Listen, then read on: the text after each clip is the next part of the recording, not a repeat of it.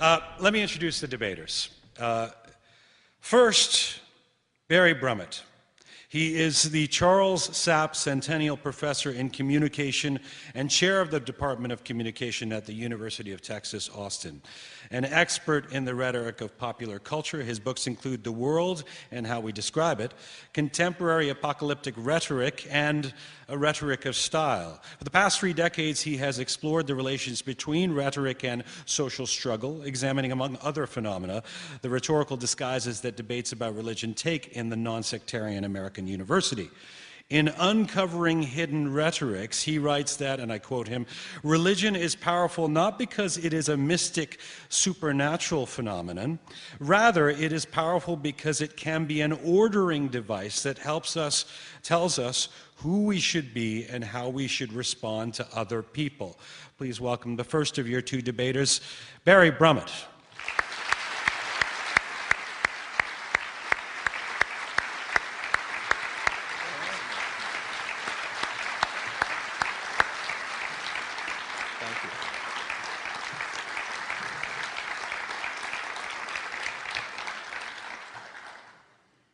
And in his 40-year career, Anglo-American journalist and critic Christopher Hitchens has witnessed many of the late 20th century and early 21st century's major global conflicts. The experiences animate his countless columns for Slate, Vanity Fair, and The Atlantic, as well as writing the 2007 bestseller you may know, God is Not Great: How Religion Poisons Everything.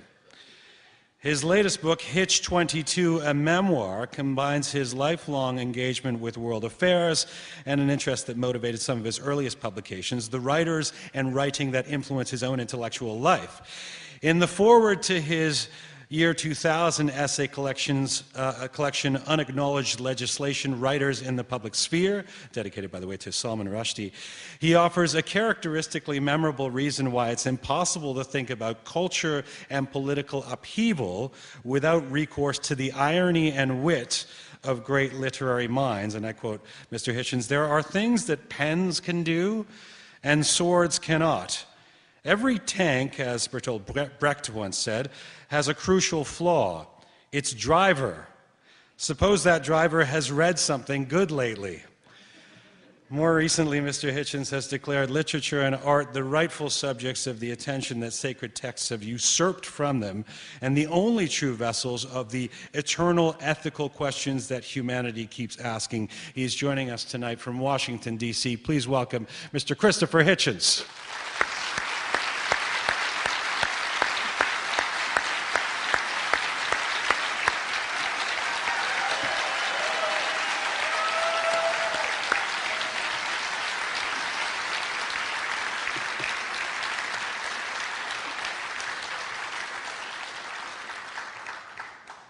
Mr. Hitchens, it's good to see you again. I just want to make sure you can hear us okay. You can hear me?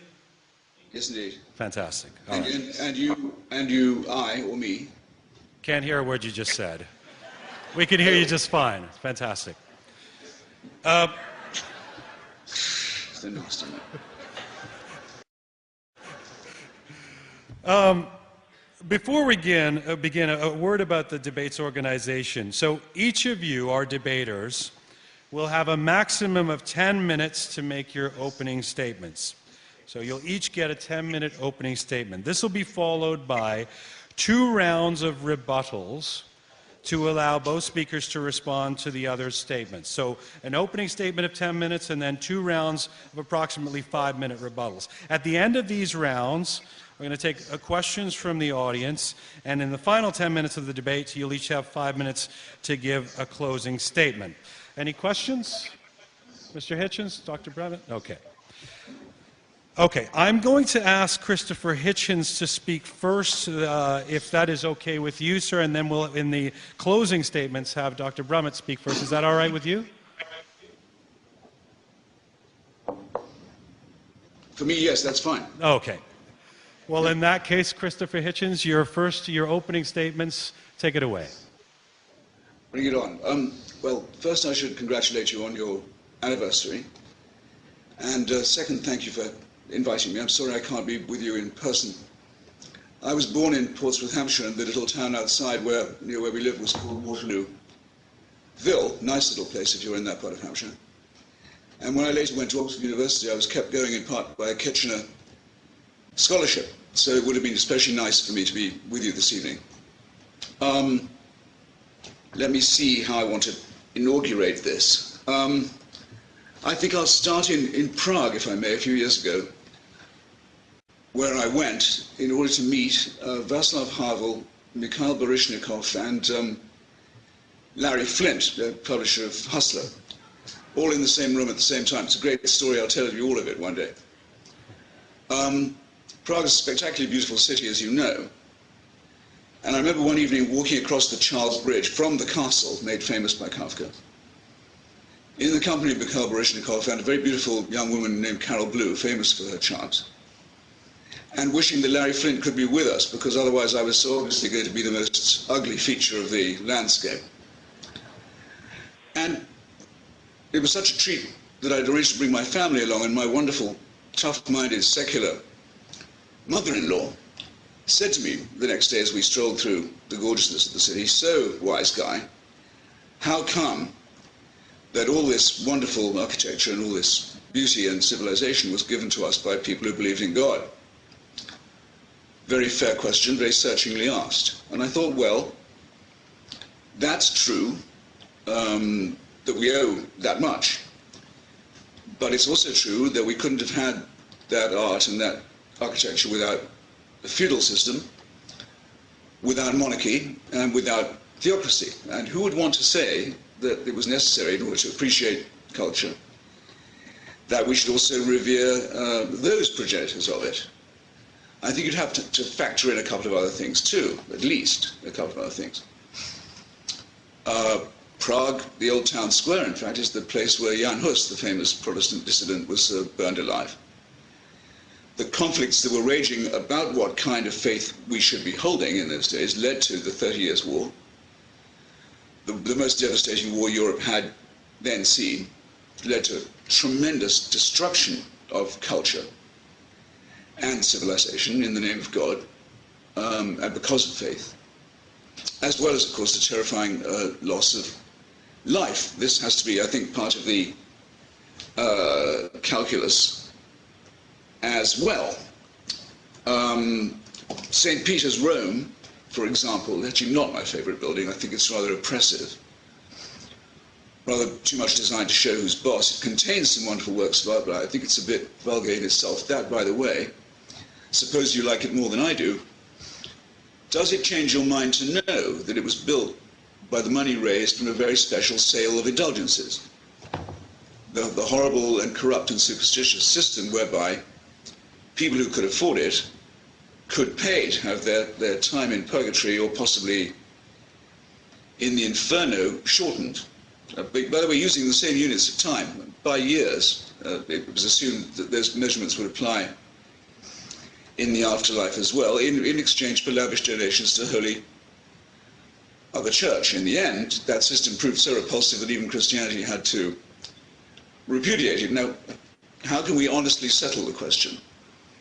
Could you do without St. Peter's if you knew that there were indulgences at the core of it as a foundation stone of it? Would you, if you knew that, still continue to appreciate it in the same way? Could you have skipped either or skipped both? I suggest these questions are, in fact, probably insoluble, but very well worth discussing if we can do it in a clarifying manner. And I'm going to have to put on my glasses now because I want to read, I don't trust myself to quote it properly, a paragraph from T.S. Eliot's wonderful essay, Christianity and Culture. Just bear with me while I read it to you. It is in Christianity that our arts have developed. It is in Christianity that the laws of Europe, until recently, have been rooted. It is against a background of Christianity that all of our thought has significance. An individual European may not believe that the Christian faith is true, and yet what he says and makes and does will all spring out of his heritage of Christian culture and depend upon that culture for its meaning. I do not believe the culture of Europe could survive the complete disappearance of the Christian faith. And I am convinced of that, not merely because I'm a Christian myself, but as a student of social biology. If Christianity goes, the whole culture goes. I would say that was a pretty fair and eloquent statement of the opposing side to mine in this debate. Again, there's a sense in which that statement's obviously true. None of us can imagine our culture, our heritage, never mind just Europe, North America, and many other places too, without the influence of Christianity or some other monotheism. That's true whether you accept its premises or admire them or not. But it was becoming less true even as Eliot wrote. And it was, if what I said just there wasn't true, we wouldn't in fact have his most wonderful poem, The Wasteland, which, overrated as it is in many ways, brilliantly evokes the despair and fear and trembling and angst that accompanied the terrible trauma inflicted on European civilization by the First World War. Now, if you look up Professor Dermot McCullough's new book, History of Christianity, written by a very sophisticated believer, the best book on the general subject, I must say, I've ever read, highly recommend it. He says that it was actually in 1914 that the idea of Christendom, Christian civilization, which could up till then be unironically used, people would speak of Christendom as a real thing, a living, breathing, cultural, human entity, came to an end because the Christian emperors and kings of Europe went to war with each other and did so in such a barbaric way as to usher in a state of not just total war, but of totalitarian principles in European and global politics. We live, in fact, in the wreckage of what Eliot proposes as true and enduring. And that concept of Christendom is gone. We now use the words the Muslim world as if it meant something. It certainly does mean much more to many Muslims than it would do to refer to Christendom beforehand. Eliot's own life, as a matter of fact, represents an attempt to grapple with this compromise.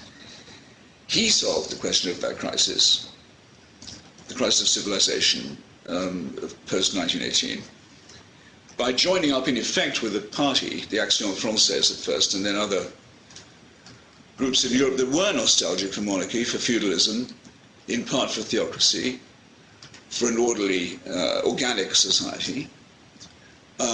His writing testifies to it in his notorious lecture at the University of Virginia, After Strange Gods. He says probably a proper culture will just have to do without too many secular Jews. A very blunt statement, very offensive to many of his friends, but very sincerely meant. What he meant was, our faith is becoming compatible with certain kinds of modernity, certain kinds of pluralism. Now, I submit that a religion that has to make that confession in any sense at all, whether remorsefully or whether, as he did, positively, has confessed that it has nothing more to contribute to the cultural argument, has confessed to its exhaustion. So that however true it may have been that religion was a great contributor to music, to painting, to architecture, we have to be aware of a couple of qualifications and modifications to that. I, as a student of literature, would admit that it's very unlikely that the poetry of George Herbert, the devotional poetry, or the poetry and sonnets and sermons of John Donne could have been written by anyone who was insincere about their faith. I think it's incredibly unlikely. But I can't say that of painters and artists who did the decoration for civilization, because we don't know what they really thought. All we can know for certain, excuse me when I take a sip of water,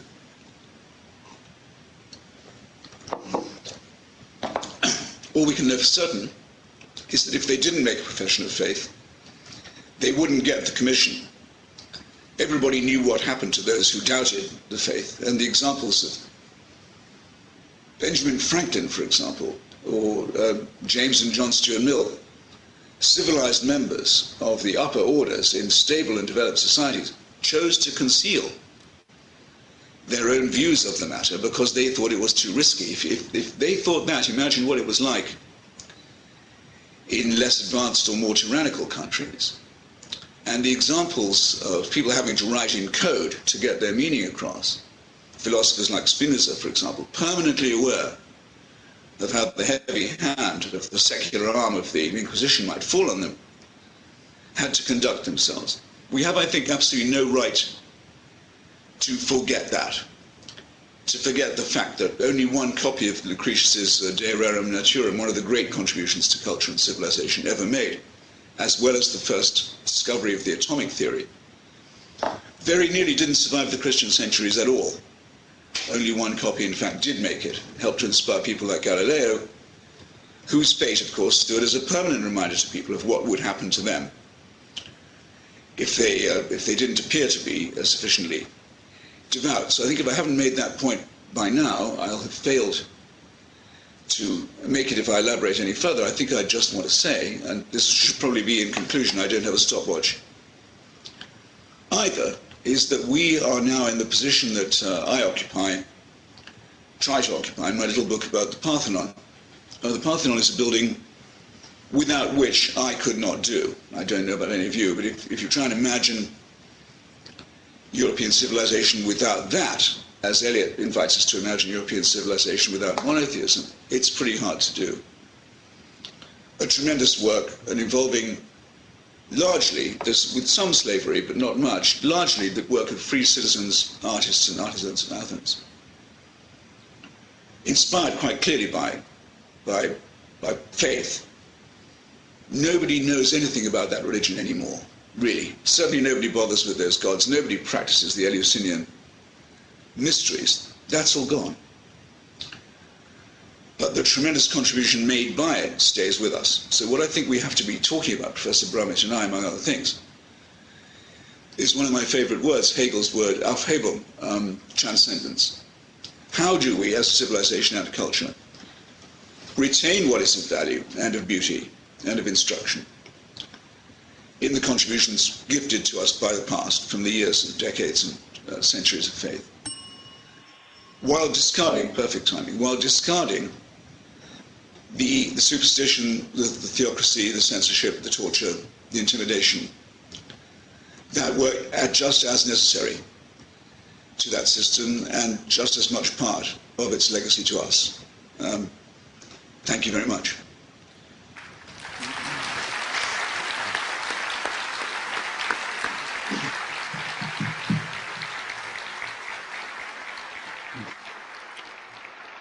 Mr. Christopher Hitchens, thank you very much for your opening statement.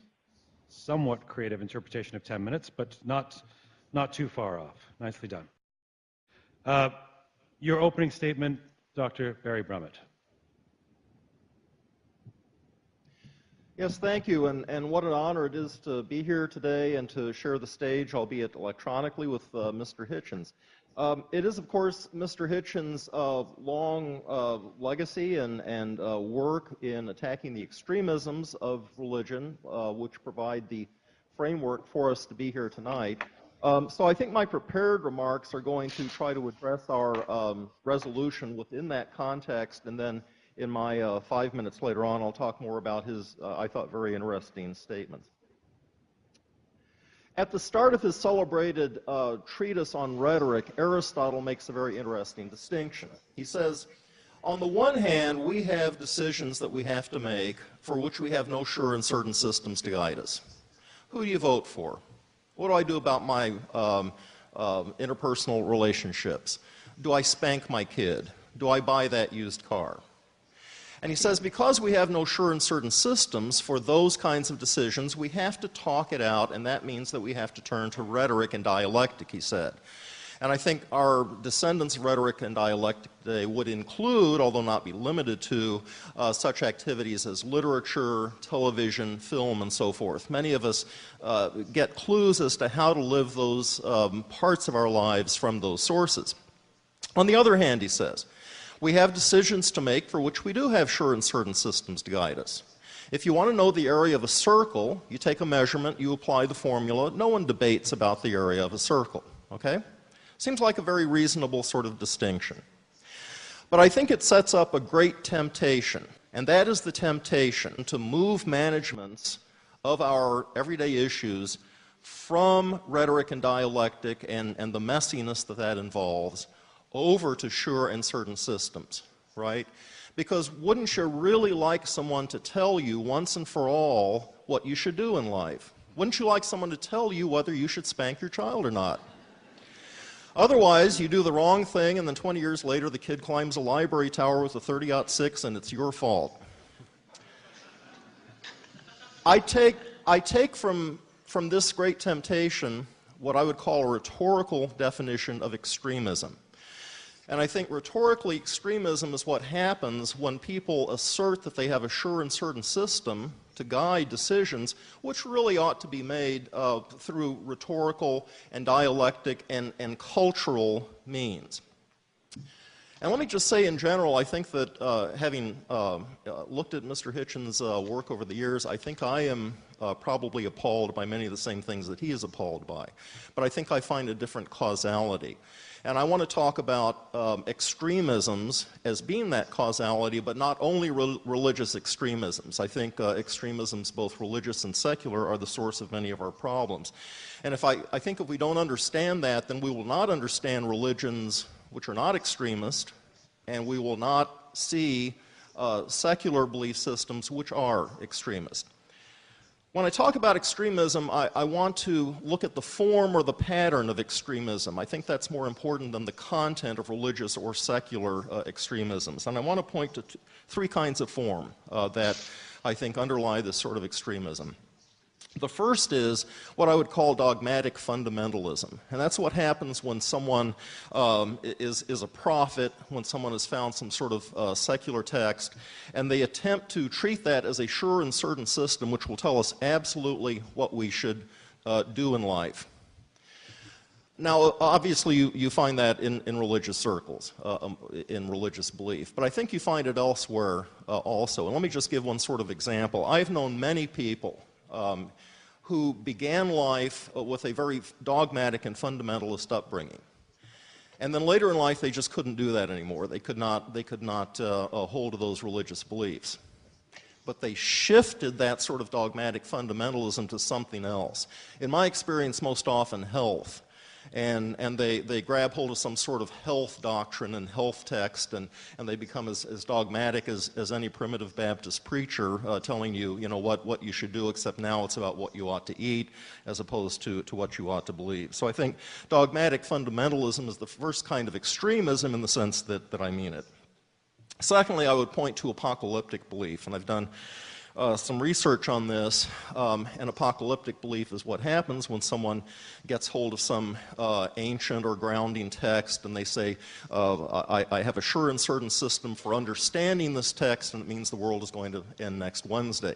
In the United States, at any rate, we just had Harold Camping, a minister, tell us that the world is going to end on May 21st. Sadly, for students preparing for final exams, it did not. Now he says, well, it's October 21st, but this time he really means it. I think that's an extremism, and I think it's offering as a sure and certain text something that you really can't know as a sure and certain text. In fact, the Bible says you can't, but that doesn't stop people like the Reverend Camping. In my study of apocalyptic, what has fascinated me, though, is I've looked at all kinds of apocalyptic discourse. People who think the world will end because of World War III, or ecological matters, or economic matters, or you name it, and they all follow the same form or pattern. I think this is something deeply ingrained in people. And finally, the tendency towards perfection, or what is sometimes called teleology.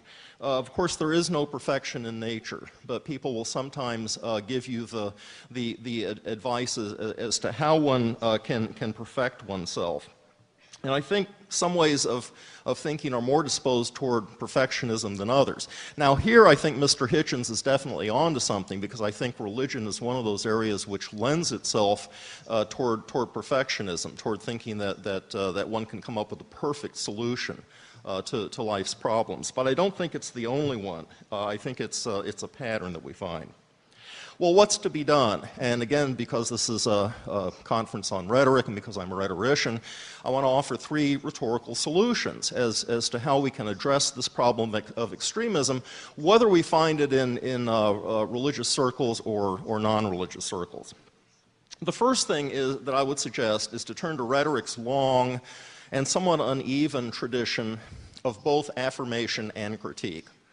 Rhetoric has, throughout history, taught people what they ought to say so they can affirm something, so they can defend some sort of proposition, so they can get up in a speech and say what they think they believe. But rhetoric has also taught people how to critique and how to think about what is wrong with this proposition. Where are the holes in this? I think a lot of what you see in people who are being extremist for one reason or another, perhaps, is a failure of that second kind of training. But it really is a kind of rhetorical education.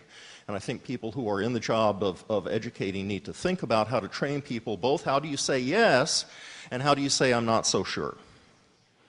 Second thing is, I think we need to train people in the schools as to how to exploit the resources of ambiguity. Now, religion has a long history of being able to do this very well. It's called casuistry.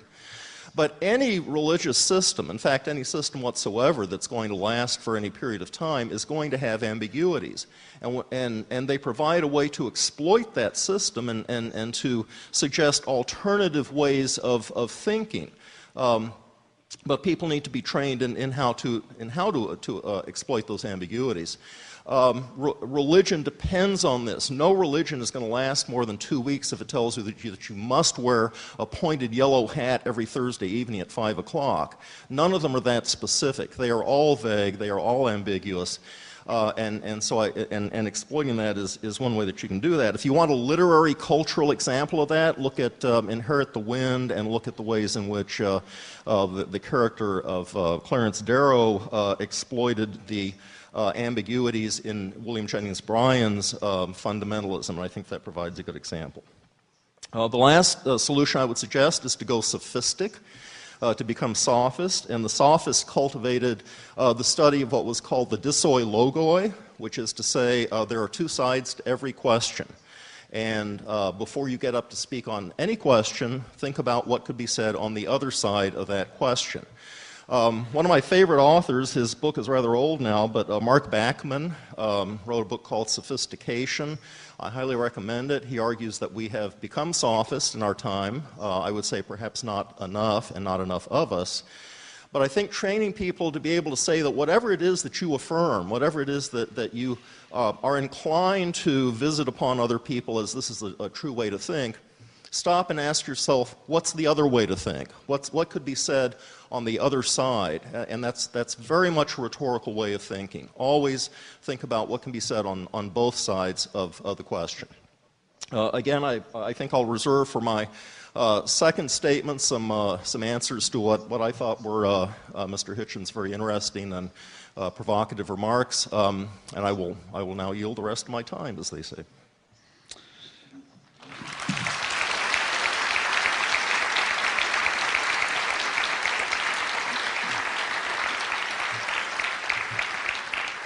Well, you just you came in at 9:56, so you yielded 4 seconds. But that was quite remarkable. Either you're very, very good at timing your comments, or you're very lucky. But well done. There are your opening statements. So our second round is 5-minute moments of rebuttal. So it's quite obvious the way this is going to play out. Mr. Hitchens for 5 minutes, Mr. Brummett for 5 minutes, and then once again. So, Mr. Hitchens, I go to you for 5 minutes, sir. All right. If you notice, the examples I adduced of religion's often hostile attitude to culture or to what makes it possible, which is independent thought, free inquiry, and freedom of expression, is not a matter of extremists. All the examples I adduced were from the mainstream practice of the religious establishment of civilized Europe for many, many centuries. I don't believe I instanced any hedge priests or Savonarola types or anything of this sort. These were statements or positions, policies that had the force of something more than moral law for millions of people and were enforceable. I sometimes grow tired of those who seek to say, yes, well, there are extremists and fundamentalists and there are things, terrible things are done and said in the name of religion, or sometimes in the name of God. It's not in the name of. It's not a hijacking of. It's in the text. Professor Brummett, I'm sure, won't disagree. If we take his chosen field in his opening statement of eschatology, the study of the end of days, it's easy enough to attribute things like that to some crackpot cleric and false calculator and obviously bad astronomer and mathematician in the United States, who, in common with William Miller and all the others before him and the Jehovah's Witnesses, think they can actually assign a date to it. You'll notice they also do it with tremendous relish. It's not saying this will be a terrible thing. They can't wait for it to happen. Actually, insofar as it involves having them raptured off the planet and snatched up into the sky, I personally wish it would happen too. I can't wait for them all to go. But though there were many people at the time who argued that perhaps the book of Revelation shouldn't make it into the final cut of the Bible, and actually Martin Luther had grave reservations to the end of his life as to whether that was really the revelation of the Word of God or not, the book of Revelation is there, canonically present, and it's there to be referred to as an authority by religious people at any time they may choose. Who, if I was to give you the following statement and then ask you who made it, I wonder what would happen. Here's the statement. Who made it and when? I'm sorry, I should add. A nuclear holocaust, said this person, would have no terrors for us. It would be no more than the wholesale ushering of our species into a better future to which it is, in any case, destined to go. Now, who would like to take a shot at guessing who said that? You would perhaps want to say it was the Ayatollah Khomeini on a particularly grumpy day. And then indeed there are people, not just extremists by the way, but members of important governments who have made statements of that kind, very recently in Pakistan, saying actually the end of days, if it took that form, would be a welcome thing. God would know his own. The proper survivors would survive it. For the rest of us, it would just be too bad. But the statement I opened by quoting was made by the Archbishop of Canterbury in 1960, in a very important intervention, I think in a debate in the British House of Lords. So I rather tend to bristle when people say, oh, well, you can't just pick on the extremists and fundamentalists. First, I don't do that. Second, it may not be denied that the positions they take have scriptural and textual warrant to them. Talk to the most liberal or supposedly liberal Muslim you can find. The one who hopes for coexistence, who says I'm a moderate Muslim and all the rest of it. Can you get him in public to say that the Hadith, which have equal standing as religious authority with the Quran in Muslim belief, do not contain the injunction, unqualified, unsoftened injunction, that apostasy, the abandonment of the Muslim faith, or the adoption by a Muslim of another faith, even worse, isn't punishable by death? You can't get them to say it. Because if they were to admit it, they'd have to say that something in the Hadith was not just morally wrong, but wrong.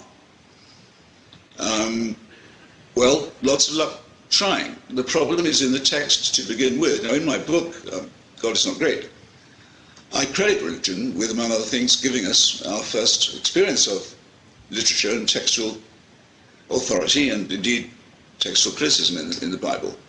It was our first attempt at taking the written word seriously. Well, I was going to add that it was also our first attempt at astronomy, cosmology, healthcare, and a number of other things. But I'll have to compress that and simply say that just because it's first doesn't necessarily make it original or authentic. The first try is very often the worst try. And in this case, I think that that principle would apply also.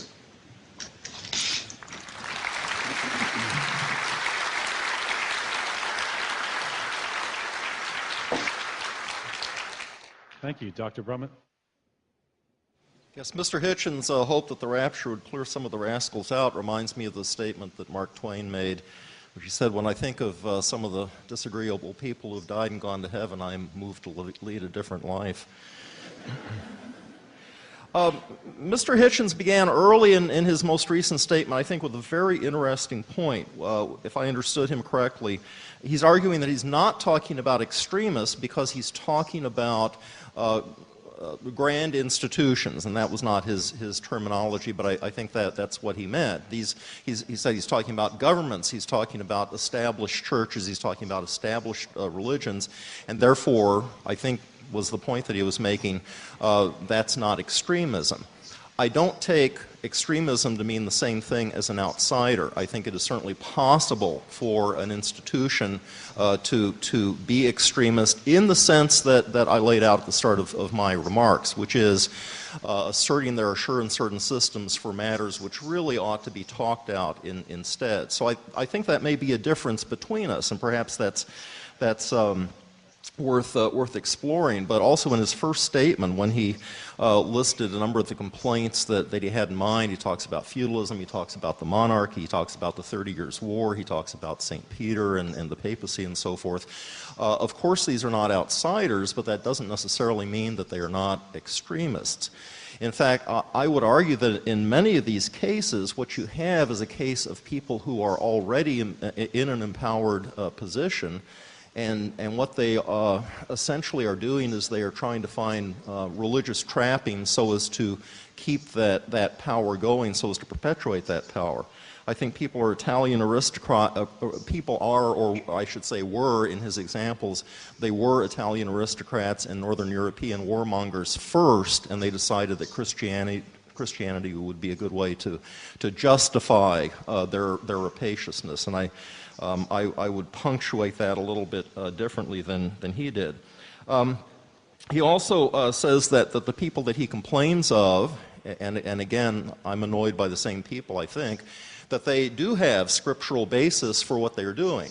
Sure they do, but that doesn't mean they're not extremist in the sense that I laid out that definition as I would propose it. You can take the scriptural basis for almost any religion and you can justify almost any code of conduct from it. The question is, do you justify it by extremist means, by saying that this provides us with a sure and certain system for belief, or do you say here is a text that we need to wrestle with? Because the Bible says both, that you should take your swords and beat them into plowshares, and it also says you should take your plowshares and beat them back into swords. And you can quote either one depending on your mood and the political and social purposes that you want to serve. I think it's important to recognize that ambiguity. To get back to one of my solutions that I proposed, I think it's important to recognize that ambiguity in religious texts, and I quite agree that many people do not, and those are the people of whom I think both of us would complain, those who take those religious texts as if they offered a sure and certain system. Now let me just say that doesn't mean that one is necessarily an extremist if one believes in God or Allah or you name it. I think there's a difference between thinking that there must be some sort of higher power, there must be some sort of spiritual dimension to life. There's a difference between thinking that and thinking that I have a sure and certain system that can get at knowledge of that, rather than thinking that this is something that we need to talk about, this is something we need to hash out, this is something that we need to work out among ourselves as people, because after all, we're not saints, we're not God, we don't have direct access, although of course many people do. So I think that, or think they do. So I think that I think that's those are some important differences between us, just in terms of what we have said so far. 4 seconds? No, you've got a good 24 seconds. Good, 24. That's okay. I'll pass it on to Mr. Hitchens. All right.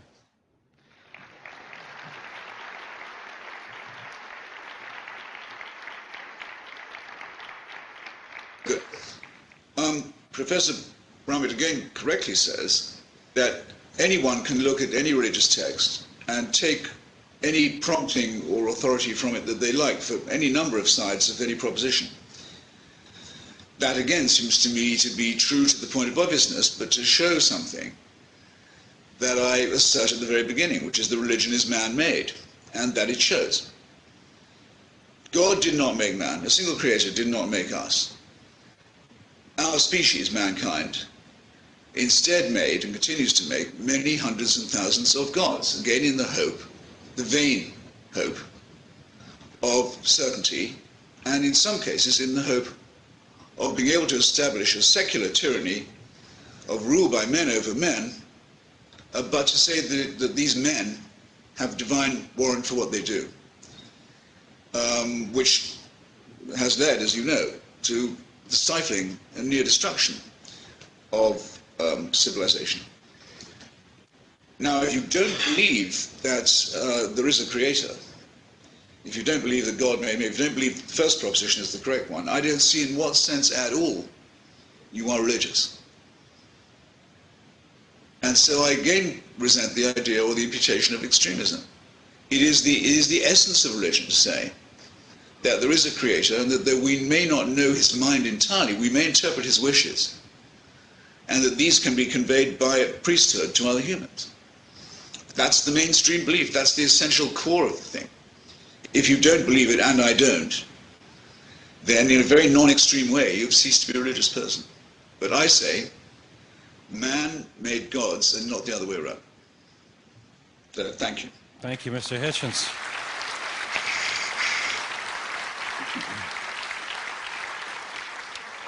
Well, in the interests of fairness, Professor Brummett, do you wish to call back time and take 30 seconds to... Well, just 5 seconds. I fear I may have been unclear or be misunderstood. I'm not at all accusing Mr. Hitchens of extremism. I'm saying the people who he is annoyed by, I think, are extremist. I think he's... No, but that's just what I wasn't saying. That's just what I wasn't saying. That's why it's turning into a debate. That's good. All right. Yeah. You did, Professor, you did not call me an extremist. I wouldn't particularly have bristled if you had, but you carefully refrained from doing so. What you did, which made me bristle even more, was to say that the examples of religiosity that I adduce are extremist beliefs. Now, they're not. All the ones I've offered you are the mainstream essential ABC of religion, the first of which is that in the beginning God created the cosmos. To the contrary, I say, the gods that we've made are exactly the gods you'd expect to be made by a species that's about half a chromosome away from being chimpanzee.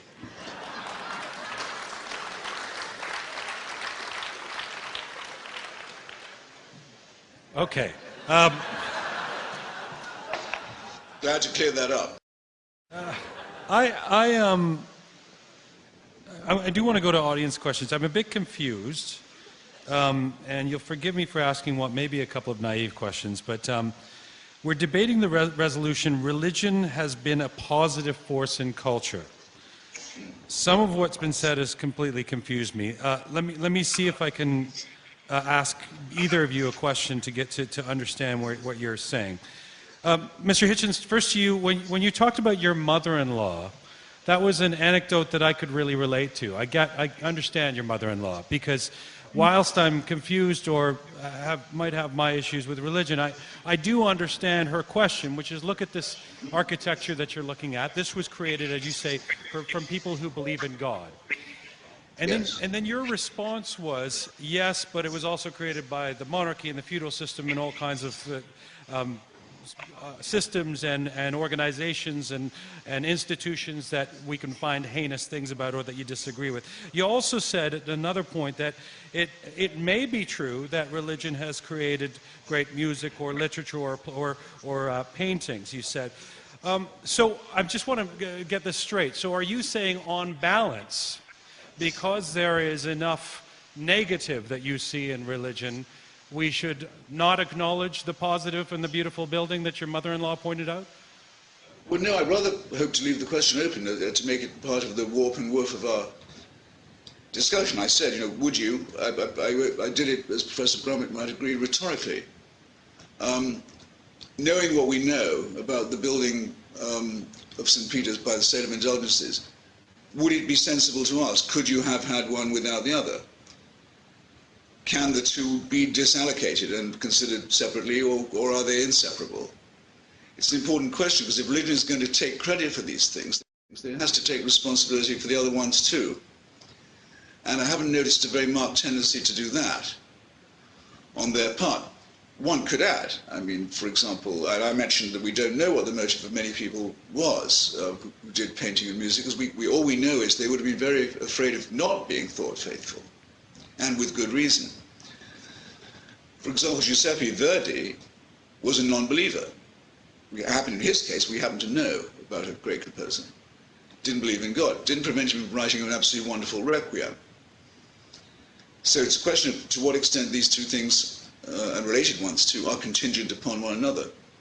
I don't have a settled view of that. That's why I ended on the Parthenon, saying I think that the cultural task is to transcend, by argument, by cultural philosophical reflection, the legacy of religion, to say that we can have the Parthenon without the belief in Pallas Athena, without the cult of Eleusis, without the probability that some of the friezes on the Parthenon actually display a human sacrifice or the preparation for one. Without Athenian imperialism, we can discard that and keep what is of lasting and enduring value. That, for me, at any rate, is the great cultural undertaking of our time. But that the flip side may also be true, that we can have all of those things, and that they did come from faith. If you say we don't know, and it may be true that none of this did emerge out of religion, then the opposite is true as well, is it not? We don't know. Professor Brummett, in responding to me, said, yes, okay, there were some barbarous warlords and monarchs and so forth, but they adopted Christianity opportunistically. Again, I think that's so true as to be almost obvious. We don't know about the Christian message because of what happened during the execution of a charismatic rabbi under the government of Pontius Pilate. We would never have heard about it if it wasn't for a later emperor of that empire, the Emperor Justinian, and later the Emperor Constantine, adopting it as official dogma of the Roman Empire. That's how it comes to us. And those, of course, were opportunistic conversions. It was a Protestant king, King Henry, who agreed to convert to Catholicism to gain the throne and control of Paris, and his remark that Paris is worth a mass stays with us, I think, for an excellent reason. It just goes to underline and emphasize what I said before. This is all man-made. It all proceeds from unresolved contradictions in the material world. The dialectic, as you might say. Okay. Professor Brummett, let me ask you now a question based on your presentation. Once again, back to the resolution, religion has been a positive force in culture. So you've talked at great length about extremism, and your argument seems to, and you talked about the three strands: dogmatic fundamentalism, apocalyptic belief, and a tendency towards perfection, you said. And then you talked about some solutions and antidotes, and what's the other way to think as a way. And your argument seems to be extremism is not limited to religion, but I don't understand where that fits in terms of the question at hand. Has religion been a positive force in culture? Well, the reason why I didn't take that up with a straight yes or no is because I think the answer is it depends, and I think it depends for the reasons that I tried to cover. I think it's complicated. Number of people in the days preceding this talked to me about the debate, and I kept saying, I'm not sure it's going to be a debate. I think it's going to be a dialogue. I think it's going to be a conversation, which I'm very glad to see has turned out to be that way, despite some disagreement. So my answer would be that it depends. And I think it's whether religion takes on an extremist form or not. Let me also just add, though, the point that I made, I think, in my last response, which is that when we talk about culture in the sense that the resolution puts it, I think we need to think about not just high art, not just high culture, but what effect has religion, whether extremist or not extremist, had on people's everyday culture, on popular culture, and how people live their everyday lives in that way. I was only picking up on the definition of culture based on Mr. Hitchens' anecdote, but if I modify the question slightly, then will you be able to answer it? If I say, can religion be a positive force in culture, what would your answer be? I would say it depends on what you mean by... I'm an academic. I'm paid to do this kind of thing.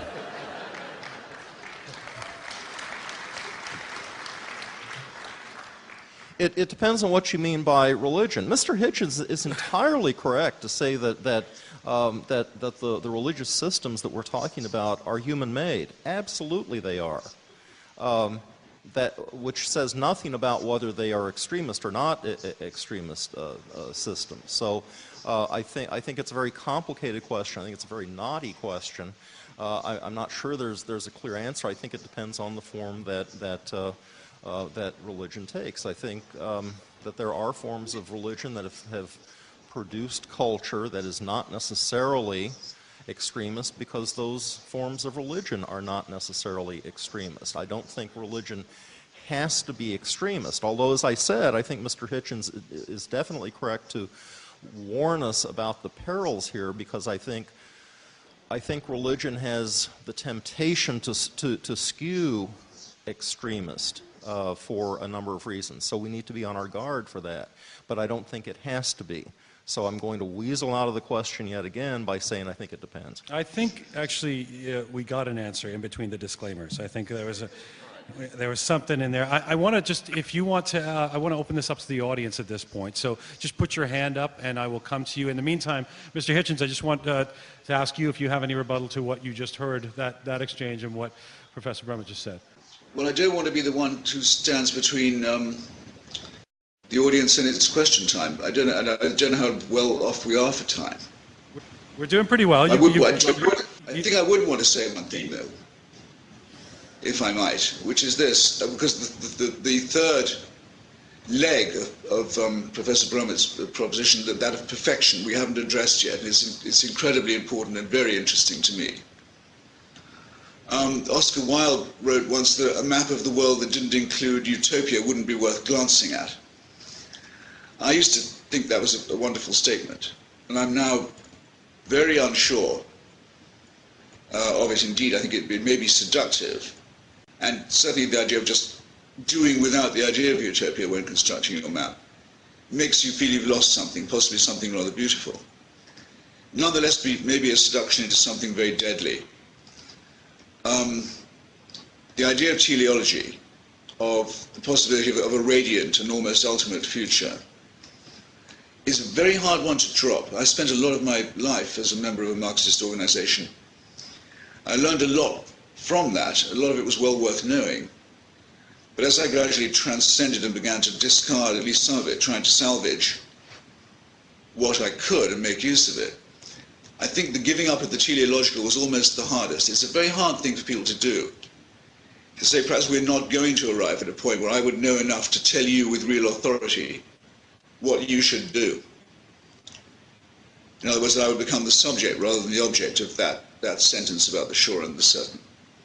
I'm pretty sure, pretty certain, in fact, that I won't ever know enough to be in that position, and no one should trust me if I ever looked as if I was going to. The beauty and the interest, the consuming beauty and interest of the struggle to master science and philosophy and physics and the extraordinary new and wonderful discoveries that we're making. Just the preoccupation with those enormous questions is more than enough for a lifetime, much more than enough. And it's, I think, a shame that for many people it takes almost a lifetime to find that out. Okay.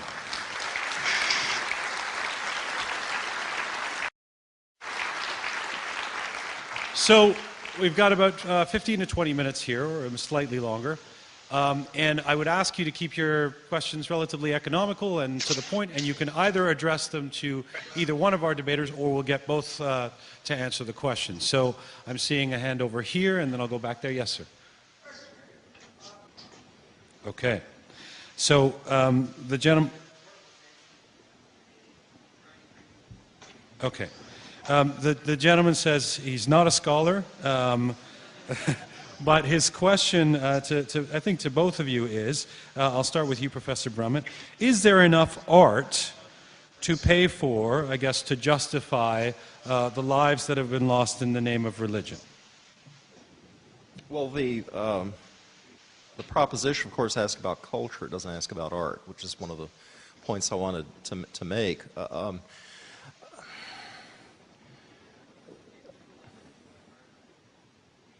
Well, but the shirt you have on, that's culture, you know. And well, it's a wonderful shirt.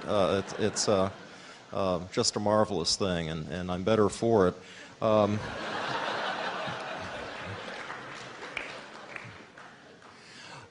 I don't think you can tot all that up, because you'll never get it all on the same scale. Let me rephrase the question, which is it the same thing about religion that's producing the Inquisition that also produces art and culture? Is it the same thing? If so, then that question makes more sense. If it's different aspects of religion, then I think we would be justified in saying, let's try to work against whatever it was that produced the Inquisition, and let's try to encourage whatever it was that produces art and culture, including your very fine shirt, and separate that out. I'll let Mr. Hitchens. Okay, Mr. Hitchens, Well, yes, I mean, I think I'm an answer is particularly exacted of me, because if there's a confusion here, it must be my fault. I didn't want to set up a false dichotomy between religion and culture, or, I'm sorry, culture and religion here, in the sense of saying they were mutually exclusive, any more than I would say that you couldn't have one without the other. What I hoped we would do, certainly what I hope we provoke people to thinking about, is to find out what the best contingencies are in which culture flourishes, to see if faith is one of those, and if it is not, if it is found that culture can be produced without faith and without the political systems and social systems that go with it, most of them tending to be tyrannical, then that would be a very great thing. And that's why I adduced the example of the Parthenon. Because, for example, I've been to many of the other monuments of antiquity. I've been to Babylon, I've been to Baalbek, to Karnak, I've been to the Great Zimbabwe ruins in Africa. So it's very hard to visit them without being acutely aware they were built by slaves. Somehow it shows. They're built to impose, to impress, to show who's in charge. And that, for me, takes away their cultural contribution a little bit, just a little bit, but an important bit, in the way the Parthenon does not. The Parthenon is light and open and is the work of many hands directed by superb cultural and artistic producers. If we take a very pressing contemporary example, what would you say, I'll answer my own question, but what would you say the culture of Persia used to be best known for? What do we owe to Persia in terms of human culture? Well, the poetry of Hafez and of Omar Khayyam, quite probably the discovery of sherbet, the making of wonderful wine in Shiraz, one of the finest wines ever produced, the games of backgammon and chess. If we can have shirts, Professor, and I agree with you that culture is very wide, I think we have to include these as human achievements too. Now, all of these are actually specifically negated by the idea that Iran needs faith in order to have a culture. All of the wonderful things I've just mentioned, and they're by no means exhaustive, are repressed, disfigured, sent into exile as far as is possible by those who know they are right, by those who already know that they have all the information that they need, by those who already have all the moral authority that could possibly be needed this is a terrible situation, and it's made more terrible by the increasingly likely prospect that people who know they're right, this to address the perfection question, Professor Brummett, are about to become the possessors of apocalyptic weaponry, or if they're not already. Because then we really will find out whether culture can survive for religion or not. And it'll be it already is a very pressing question for our time. Okay. Thank you for the question, and thank both great answers. By the way, if I may speak as a member of the tribe, one of the cultural, you forgot the two cultural contributions of the Persians, Christopher Hitchens, romance and pistachios as well. Oh, right. The pistachio industry is now run by Mr. Rafsanjani himself. Private monopoly of one of the clerics. In the green shirt over there, yes. Mr. Hitchens, since I have the mic, thank you very much for joining us tonight. I think we all really appreciate it.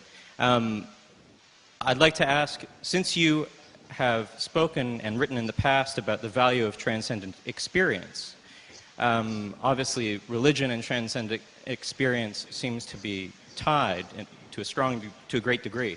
And I'm wondering, in terms of the cultural impacts of transcendent experience, what do we risk losing, or do we risk losing anything by potentially losing religion? Thank you. Well done. Good. Okay. Well, you rather invite, thank you, by the way, for your kind words, you rather invite my answer, I think, here, which is certainly, I would not find trustworthy somebody who professed themselves to be indifferent to the extent of saying that they never had a spiritual or an ecstatic moment. I think that people who would be indifferent to the combination of landscape, music, love, possibly the wines of Shiraz, all the things celebrated, in fact, by the great Omar Khayyam, I would find that person to be somewhat null. I would suspect them of an indifference that I wouldn't want to find in a friend or in anyone with intellectual curiosity. But I think there's a huge difference between acknowledging the idea of a cosmos that's larger than we can know or ever will know or can imagine, and the distant refraction of that idea through experiences, whether they're eros or landscape or poetry, the ecstatic. There's all the difference in the world between that and regularly prostrating yourself or sinking to your knees and repeating an incantation in the hope that the more you say it, the more true it's likely to become. That, by contrast, seems to me to be completely banal. Someone just sent me for a review a very interesting book called Confessions of a Buddhist Atheist. Someone who, very serious person who spent a long time as a Buddhist, meditating, practicing, proselytizing. Buddhists in theory don't do that, but they do in fact. Around the world, understands it very well, got a lot out of it, but says, it can only go on contributing now if it gives up a couple of ideas. One of them being the idea of Dharma, the sort of obliteration of the mind, especially of that as being a good idea. And second, the very cruel and fatalistic concept of reincarnation. Again, I think without those two things, it would hardly be recognizable as Buddhism. But clearly there's something worth saving from a cult or a movement, let's not call it a religion if you don't want to, that does believe in meditation, that believes in intense reflection. I think it's quite possible to divorce that from the superstitious, from a belief in the supernatural, and above all from the incantation through prayer of the influence of a supreme dictator, of a sort of celestial Kim Jong-il, a dear leader who can't be got rid of. Thank you, Mr. Hitchens. If I can beg the indulgence of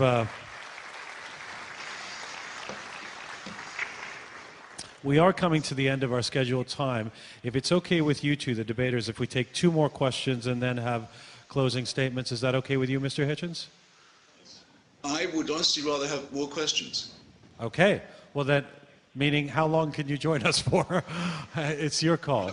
I I'm actually not in that much of a hurry. Okay, well, fantastic. I feel And Professor Brummett? Well, then we can take more questions. Is there I see a couple of people, I'm just wondering if there's any women who have questions to maintain some sort of gender balance. Yes, over here. And then I'll come up there.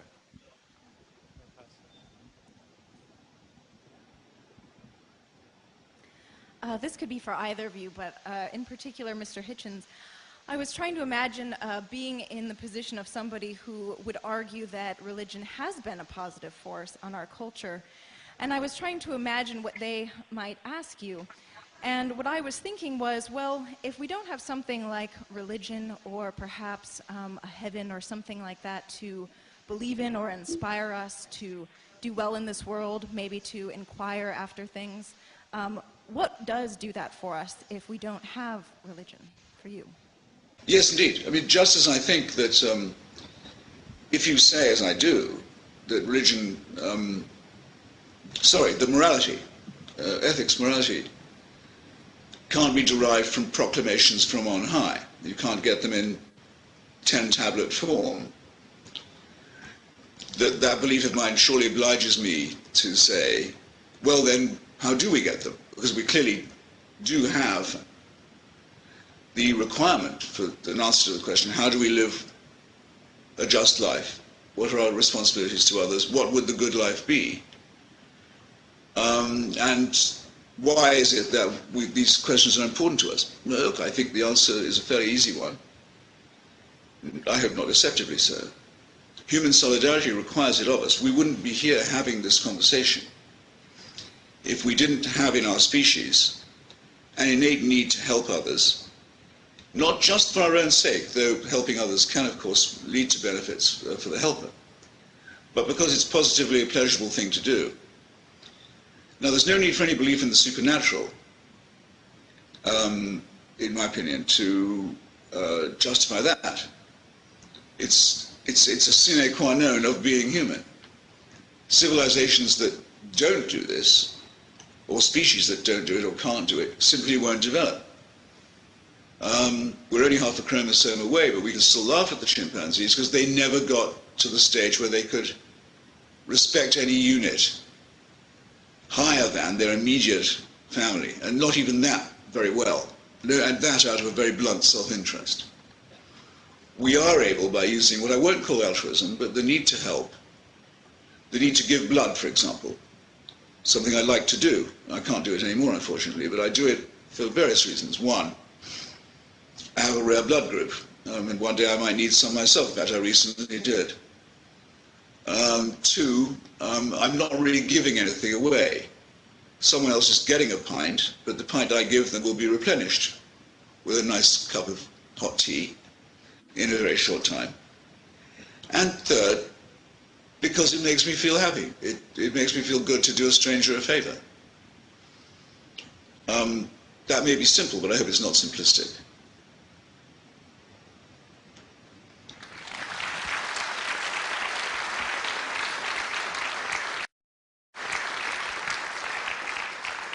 Professor Brummett, did you want to chime in on that? It's a good question. Yeah, I certainly agree with Mr. Hitchens, but I'm not sure that altruism has given rise to any great art. I can't think of any at the moment, but perhaps I'm wrong. I was thinking about that question in light of the previous question. I was thinking about transcendence, and this, I'm just going to put this out there quickly and then sit down because this may be opening a whole new can of worms, but it seems to me that every age to produce great art, or even great culture, even great everyday culture, has to have some sort of framework that provides that kind of transcendent experience. And that truly great art, truly great culture, even everyday culture, has to come from that. Now, we live in an increasingly secular world, so I think that the problems that Mr. Hitchens complains of, I think, I hope, I believe that they are becoming less and less and less. But the question then becomes, if religion, however you define it, is no longer providing that sort of transcendent motivation or framework, the reason why people make art, the motivation for art, the thing that gives meaning to art and culture, then what does for us? What does provide that kind of transcendence? Let me just suggest that I think increasingly it's going to be the market. As global capitalism takes over culture worldwide, like it or not, but I think that may be a new framework, and in 100 years people may be discussing the extremism of capitalism. So I'll just throw that out and then sit down.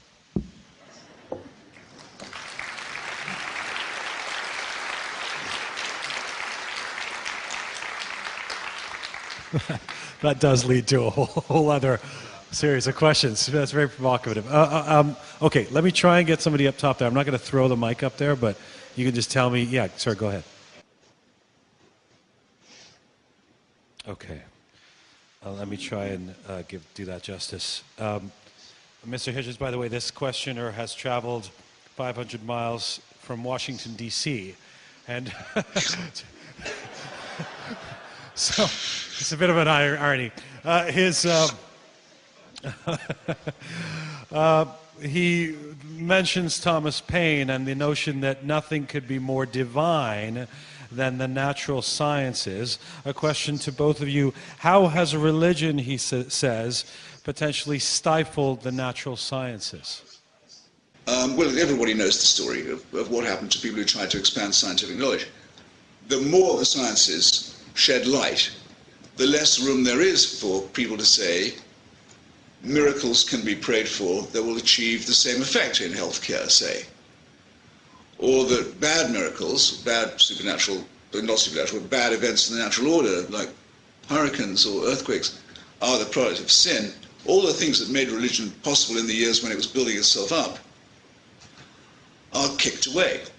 Now, there is now a whole school of religious types who follow us around, saying, now we've stopped saying that the theory of relativity isn't true. We've stopped saying that the Big Bang would be a heresy. We've stopped saying that all species were created at the same time and for the same reason. Instead, it's just occurred to us, evolution's so intricate, so wonderful, so marvelous, so complex, it could only have been done by God. Well, thanks a lot. This is not really a theory of knowledge, is it? There's no kind of epistemology involved. It's just a catch-up.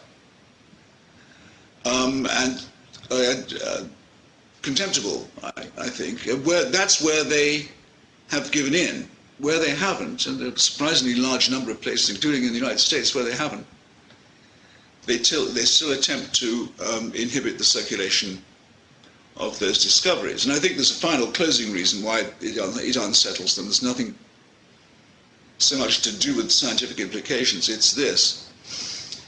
If you take a look through the Hubble telescope at the photographs it's sending back, for example, or if you read a page of the work of Stephen Hawking, I can only read about one page of him a day and hope to make progress, you'll come across considerations that are so much more awe-inspiring, so much more overwhelming, so much more inclined to induce in you feelings of extreme modesty, awareness of what should be your humility, and so much more grand and wonderful than anything that any religion could possibly come up with. Do you know about the event horizon? Can I just tell you? I mean, I'm sure many people in the audience do. It's the lip of the black hole. If you traveled towards a black hole, you went over its lip, as it were, into it. We have to do this in pictographic terms, of course, because we're so limited in our language. As you went over that, it's called the event horizon, you would, in theory, be able to see the unfolding of the past and the unfolding of the future as well as the present. I say in theory because even if you could get there, you probably wouldn't have time in which to do that. But it's a thought, and actually one of Hawking's colleagues has said to him that if he ever finds out that he's terminally ill, that's the way he wants to die. Now you look at that, the incredible majesty of that thought and that spectacle, and you set it against what? The burning bush? I don't think so. it makes the so-called miraculous supernatural achievements of religion seem what they are, completely trivial. The products of village squabbles in the Bronze Age. So of course there is an enduring incompatibility between those two ways of looking at the world. Okay, thank you for that, Mr. Hitchens. Okay, two more, and then I'm going to come to this man because he's got a very strident. Yeah, that's. Yeah, can you? Do you want to? Can you get down here? And I'll give you the last question. I'll go to this woman here.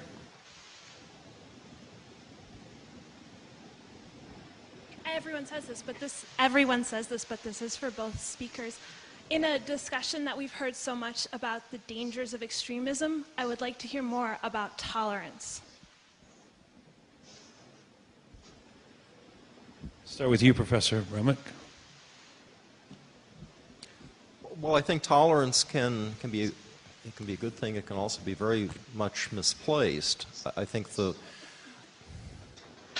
rather than tolerance, I'd rather have wisdom, because I think wisdom will do what tolerance would otherwise do. And again, back to the hobby horse I rode in here on, I think that a rhetorical training is more inclined to provide that wisdom, where if one hears what we might call an intolerant statement, just saying to yourself, well, be tolerant, because perhaps perhaps the statement is true. There are some things of which we ought not to be tolerant. I think it's a wiser course of action to ask what ought we to affirm and what ought we to critique, and I think that will produce a better world.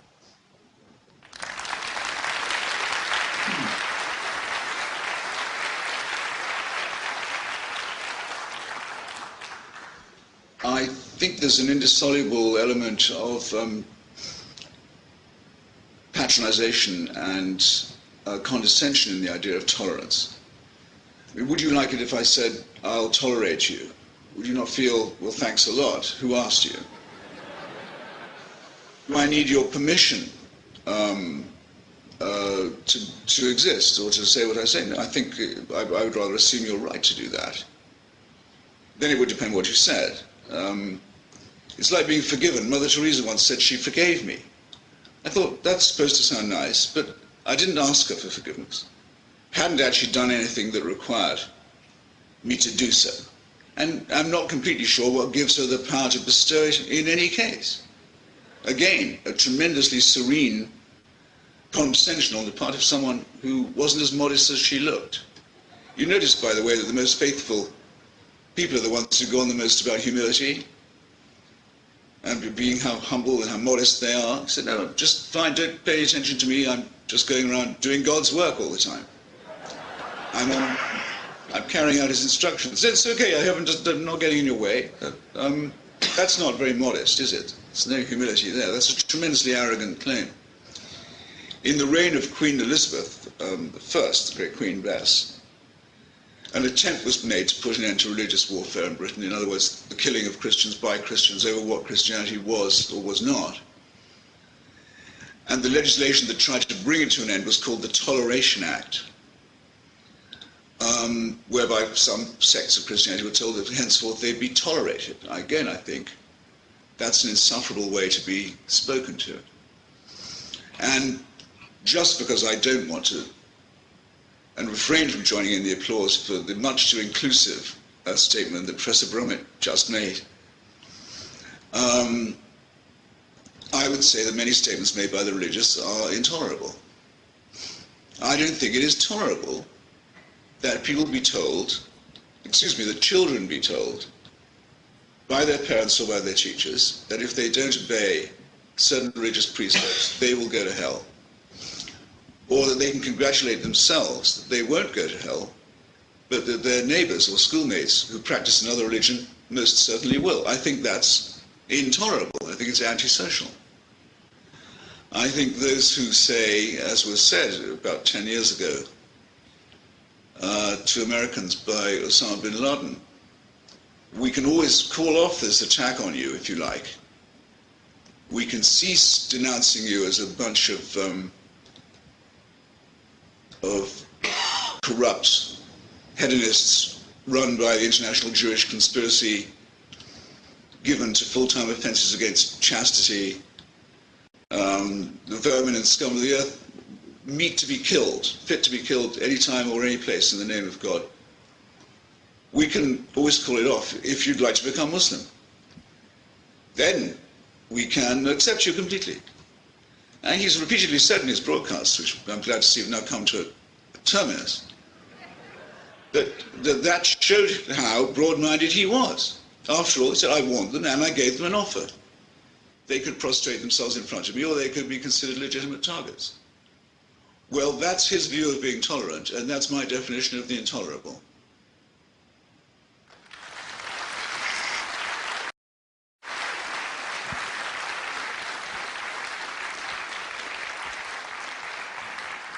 Final question to my brother over here.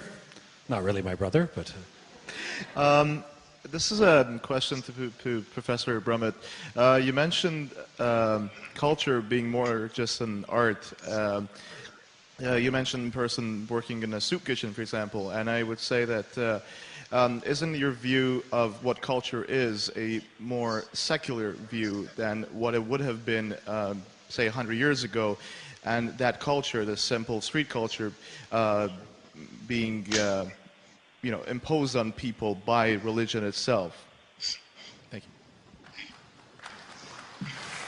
Well, there's no doubt that we're becoming, the world is becoming more secular. And so 100 years ago, I think one might not have worked in a soup kitchen without some sort of religious justification. And today, of course, people work in soup kitchens for all kinds of justifications, not necessarily religious ones. I guess what I was trying to say is I think it is possible, though, that there are many people who work in soup kitchens or engage in all manner of cultural practices who do so because of their religious or spiritual convictions. And the point that I was trying to make was that if we're going to tot up a number of innocents slaughtered by religion as against the number of sculptures that are made by religion, which of course is an impossible task, then I think we also need to think about the production of everyday culture, of everyday art, which is sort of the dark matter of culture that we've been talking about. And I think my point was that needs to be included in this still impossible task of weighing.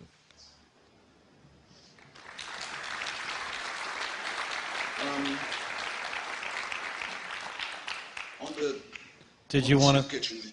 Go ahead. Well, Go ahead. I don't know if the question was directed at me or not. I do have an answer if it was. I think we can take an answer from you. Yes, go ahead. It's very, very frequently argued against my position. Look at all the good works that religious people do. And I must say, I don't think it even deserves to be called an argument. I mean, isn't it the case, are we incessantly told, and isn't it in fact true, I know it to be true, that Hamas, for example, is the welfare agency for many impoverished Palestinians? As far as I know, that claim isn't completely void. I've seen it happen, in fact, with Hezbollah too in South Lebanon. Let's not deny it. They do try and provide a safety net for people, and of course in return for political support and dragooning, it doesn't alter the fact that Hamas and Hezbollah are totalitarian organizations wedded to violence and to racism. On their websites you can read reproductions, literal straight-out reproductions of the Protocols of the Elders of Zion. The attempt to get back into the mainstream an anti-Semitic fabrication that was the Bible, if you like, of the Nazi Party, and before that of the Russian Orthodox right wing, who are the people who actually put it together. The charity work and the political and religious work seem to me either incompatible, either irrelevant to each other, or the one is supposed to be an excuse for the other, which I think wouldn't wash. Mormons, for example, will always tell you how great the work of their missionaries is in Africa. Why are they telling me this? All I said to them was, your religion is based on a forgery by a well-known conjurer and fraud, who claim to have found gold plates from God in a hole in upstate New York. People who believe in it are deluded. It also, for a very long time, refused to admit that black people had souls or could join the church in any real capacity. Only amended that view just in time for the passage of the Civil Rights Act, pointed out, which casts doubt, I think, on how sincere its repudiation was. So you have missionary work as well. I'm sorry to hear it, if it's spreading that garbage. Now, the Roman Catholic Church, which boasts of its charities, Catholic charities is a big deal anywhere you go in the world, where I often do, to see the work of groups like Médecins Sans Frontières, or UNICEF, or many other excellent organizations that are completely secular and do the work for its own sake, and are not proselytizing while they do so, which to me makes them superior deliverers of charity. You will find the Catholic charities at work as well, but I would trade every dime they spend for just a couple of small things: that the church would drop its opposition to birth control, which is the real cause of poverty in the world, is the refusal to allow women control over their reproduction. We have a cure for poverty. It's known as the empowerment of women. The Catholic Church stands foursquare against it and leads to untold and incalculable suffering that a lifetime of charitable work won't help them to make up. And then I think I would ask them also to add that one day they'll want to criticize themselves for having said that while AIDS may be very bad, condoms are much worse. I think a positively wicked statement with absolutely appalling consequences for the health and welfare of millions of people. So the more they try and drag up the soup kitchen, the more they're going to regret it.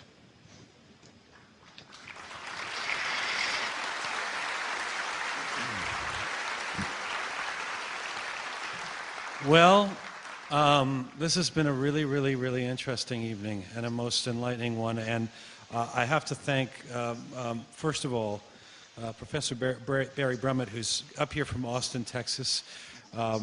Your presentation was sophisticated, enlightening, much more than a hobby horse. And we thank you very much for being up here with us.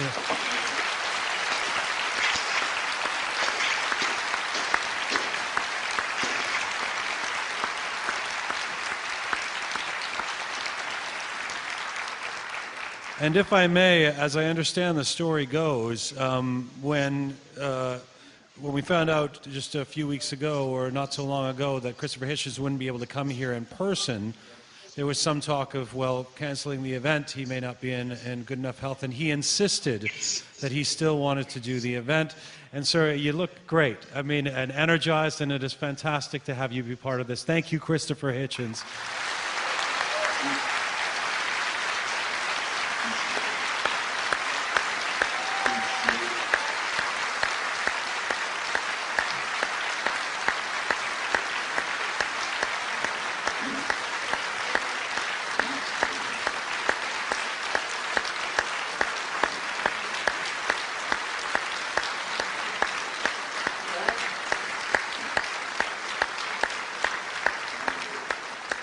I don't know if you can see the audience standing, but if I could package them and send them to you that way, that's what's happening here, sir. Thank you for this. Very kind of you. I do appreciate it, really. Thanks. Thank you to the University of Waterloo, Shelley, Fraser, all the provost, all the folks who put this together. Congrats to the English department on your 50th anniversary. Thank you all for having me, and good night.